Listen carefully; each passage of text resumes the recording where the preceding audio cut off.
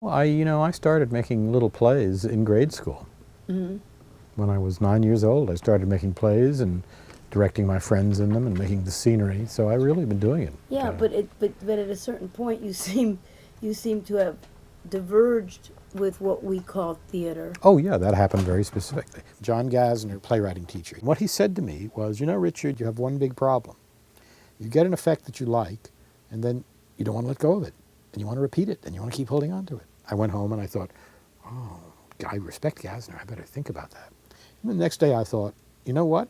Maybe the job is simply to radicalize that, and I say I will make a new kind of structure where, yes, I just keep going again and again and again to the one kind of moment that gives me a thrill.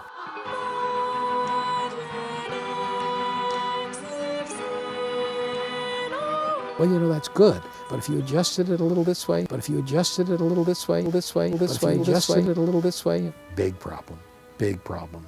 There's one challenge only, and that is to have the courage to listen to your own voice that doesn't seem to fit and to say, but that's my thing and that's what I will do. I really felt like one could come to a Richard Foreman show as a religious experience. I have always thought of my theater as a kind of therapy and a kind of spiritualist therapy.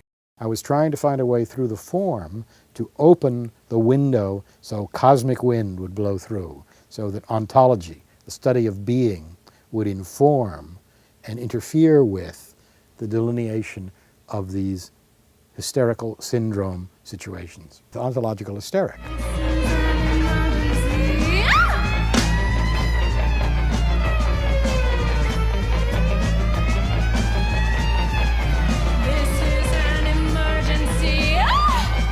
You have to work out of what strums your brain strings and your heart strings. When the unconscious is dead. Most people, and the people who say, well, I know Foreman, I've tasted that. Well, I've seen your work. Just, I tasted I know it. what you do. What's next? I think that's so absurd. That indicates such a lack of understanding about what art is about. I mean, have they seen a Francis Bacon painting? It's always the same, but if you're interested in art, the delight is seeing the slow development and variation within the strong idiosyncratic style. So of course I'm well aware of the fact a lot of people say, oh, I've seen him, and it's always the same.